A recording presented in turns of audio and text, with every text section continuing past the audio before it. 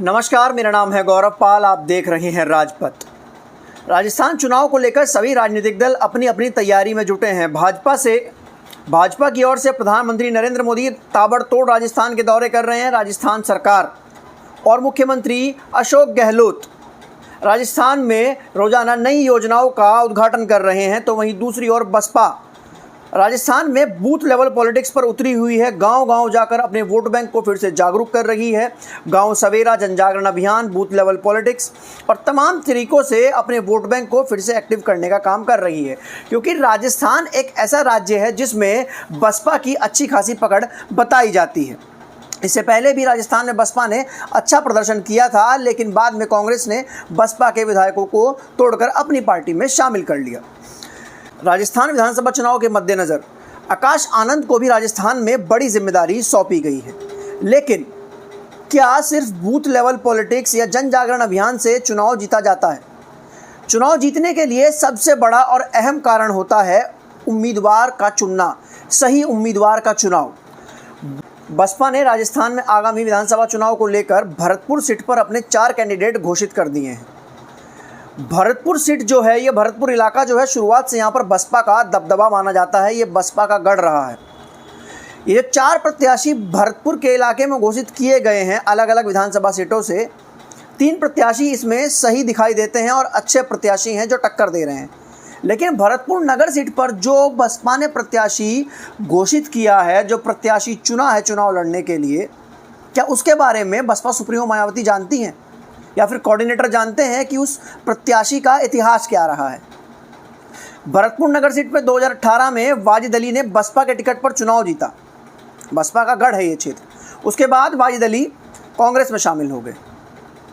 लेकिन इस बार बसपा ने यहाँ से एक लंगड़े घोड़े पर दांव लगाया है।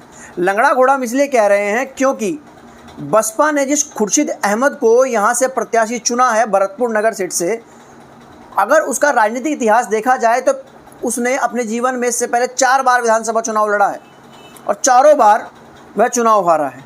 और चुनाव हारना तो अलग बात होती है, जमानत जब्त करवा कर चुनाव हारा है।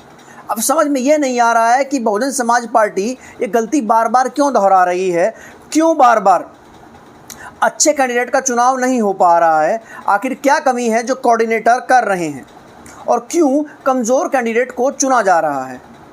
और ऐसे में वो सीट भी दांव पर लगा दी जा रही है जो सीट उनकी अपनी गढ़ सीट कही जाती है। भरतपुर और भरतपुर नगर सीट, ये तमाम सीटें ऐसी हैं जिनको बसपा का गढ़ कहा जाता है। यहाँ पर अच्छा खासा बसपा का वोट बैंक है।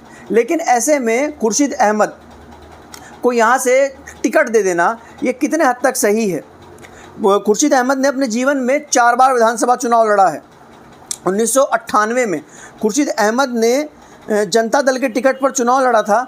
कुल 15 प्रत्याशी थे जिसमें खुर्शीद अहमद 11वें नंबर पर आए और खुर्शीद अहमद को कुल 1094 वोट मिला था, मतलब जमानत जब्त हो गया था। 2013 में खुर्शीद अहमद दोबारा फिर चुनाव लड़े और इसी खुर्शीद अहमद ने इसी नगर सीट से चुनाव लड़ा, मतलब भरतपुर नगर सीट जो है उससे चुनाव लड़ा। लोक जनशक्ति पार्टी के टिकट से चुनाव लड़ा। यहाँ पर इस बार खुर्शीद अहमद को 3000 वोट मिले, 3119। 12 प्रत्याशियों में 7वें नंबर पर आए थे। 2008 में जेडीएस के टिकट पर चुनाव लड़ा था। जनता दल सेकुलर के टिकट पर चुनाव लड़ा। 26 प्रत्याशियों में 7वें नंबर पर आए, वोट मिला 7000। 2013 में चुनाव लड़ा और उसमें तो इनकी हालात इतने ख़राब हुए कि इनको मात्र 289 वोट मिले और 21 प्रत्याशियों में ये 17वें स्थान पर आए। और 2018 में खुर्शीद अहमद ने चुनाव नहीं लड़ा।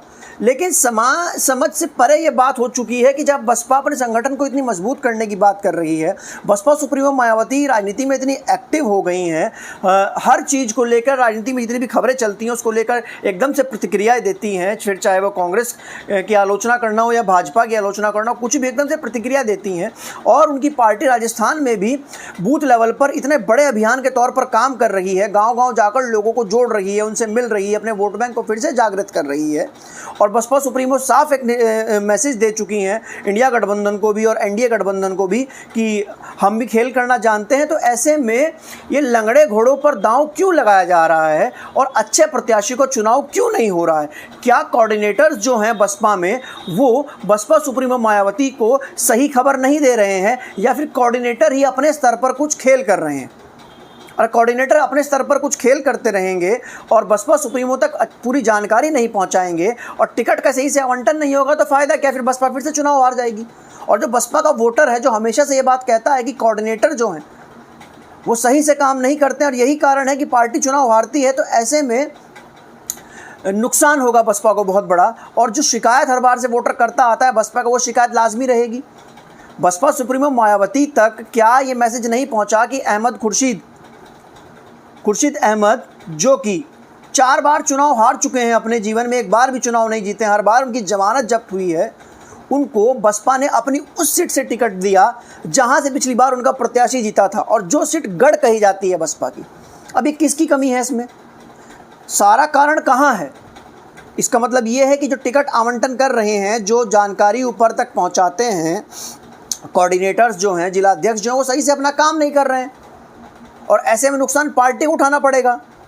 या फिर ऐसा तो नहीं कि जो कोऑर्डिनेटर्स और जो जिला अध्यक्ष और जो तमाम जिन्होंने चुनाव किया है टिकटों का, वो जानबूझकर कमज़ोर व्यक्ति का चुनाव कर रहे हैं ताकि कांग्रेस और भाजपा को फ़ायदा पहुंचाया जा सके। तो ऐसे में बसपा की कार्यकारिणी को, बसपा के संगठन को बड़े ध्यान से कैंडिडेट का चुनाव करने की ज़रूरत है। और कई बार देखा गया है कि सही कैंडिडेट ना चुनने की वजह से बसपा ने जीती जिताई सीट हारी है। तो ऐसे में ज़रूरत है बसपा को सही ढंग से कैंडिडेट चुनने की, उसका इतिहास देखकर चुनने की, उसका कैलिबर देखकर चुनने की, क्योंकि राजनीतिक आपके वोटर का सवाल है, आपकी राजनीति का सवाल है। और आप जीती जिताई सीट हार जाओगे ऐसे तो कैसे चलेगा? तो कौन वो लोग हैं बसपा में जो ये खेल कर रहे हैं और लंगड़े घोड़ों पर दांव लगवा रहे हैं?